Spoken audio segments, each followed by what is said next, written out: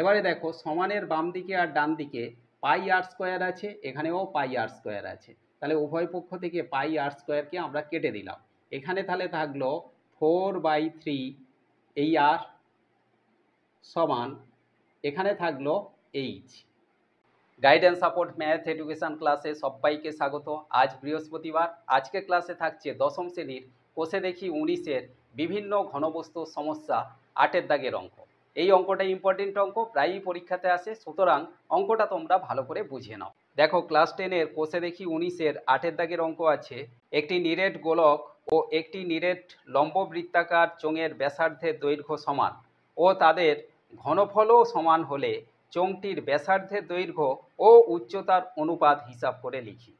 আজকে ক্লাসে কোষে দেখি 19-এর ক্লাস 10-এর 8-এর দাগের অঙ্ক। এই 8-এর দাগের অঙ্কের জন্য আমরা দেখতে পাচ্ছি যে একটা নিরেট গোলকের কথা বলা হয়েছে আর একটা নিরেট লম্ববৃত্তাকার চোঙের কথা বলা হয়েছে।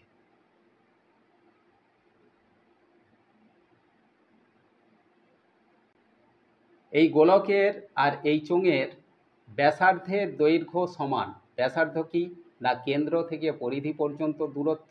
এখানে যদি আমরা ধরি তাহলে এখানে একটা বৃত্ত আছে, এখানেও কেন্দ্র থেকে পরিধি পর্যন্ত দূরত্ব, তাহলে এটাকে বলা হচ্ছে ব্যাসার্ধ। এই ব্যাসার্ধ দুটো সমান এবং এদের ঘনফলও সমান, অর্থাৎ এখানে যে পরিমাণ, এটা যদি লোহার হয়ে থাকে তাহলে যে পরিমাণ লোহা আছে এখানেও সেই একই পরিমাণ লোহা আছে।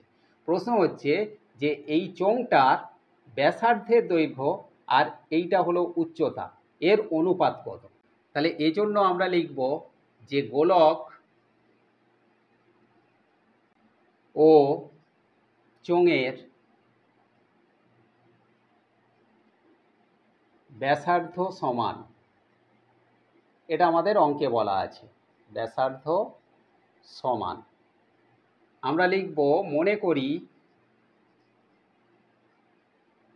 ব্যাসার্ধ কত না আর একক, এবং চোঙের ক্ষেত্রে আমাদের উচ্চতা আছে, চোঙের উচ্চতা কত না এইচ একক, এটা আমরা ধরে নিলাম। আর বলা আছে অঙ্কে যে এদের ঘনফল সমান, তাহলে আমরা লিখব ঘনফলও সমান। তাহলে ঘনফল যখন সমান, এখান থেকে আমরা লিখতে পারি সুতরাং এই গোলকের ক্ষেত্রে ঘনফলের সূত্র কি না 4/3 পাই আর কিউব। এইটা গোলকের, নিরেট গোলকের ক্ষেত্রে ঘনফলের সূত্র। তাহলে এই যে গোলকের ঘনফলটা সমান কার সঙ্গে সমান না চোঙের ঘনফলের সঙ্গে সমান, তাহলে এখানে আমরা সমান চিহ্ন দেব। এবারে চোঙের ঘনফলের সূত্র কি না পাই আর স্কোয়ার এইচ। এখান থেকে আমরা অনুপাতটা পেয়ে যাব।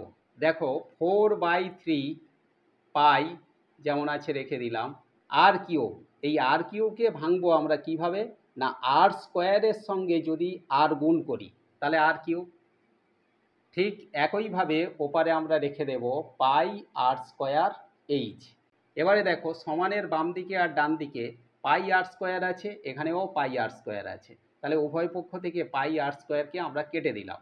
এখানে তাহলে থাকলো 4/3 এই আর সমান, এখানে থাকলো এইচ, বা এই আরটা ওপরের সঙ্গে গুণ, তাহলে 4r/3 সমান ওপারে থাকলো এইচ, বা 4r সমান এইচের সঙ্গে 3 গুণ, কারণ এটা বজ্র গুণন হচ্ছে, তাহলে 3h, বা r/h সমান তাহলে কত না এখানে হবে 3/4।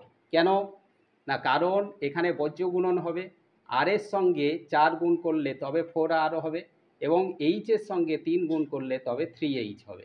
তাহলে r/h সমান 3/4, বা এখানে আমরা অনুপাত বের করে নেব r/h সমান 3:4। তাহলে আমাদের এখানে প্রশ্ন ছিল যে চোঙের ব্যাসার্ধ এবং উচ্চতার দৈর্ঘ্যের অনুপাত কত। তাহলে এখানে ব্যাসার্ধ আর এবং উচ্চতা এইচ, এই দুটোর অনুপাত 3:4। আশা করি আজকের ক্লাস থেকে ঘনবস্তুর এই ইম্পর্টেন্ট অঙ্কটা তোমরা ক্লিয়ারলি বুঝতে পেরেছো। অঙ্কটা প্রায়ই পরীক্ষাতে আসে, সুতরাং ভালো করে প্র্যাকটিস করতে থাকো। দেখা হচ্ছে পরবর্তী ক্লাসে।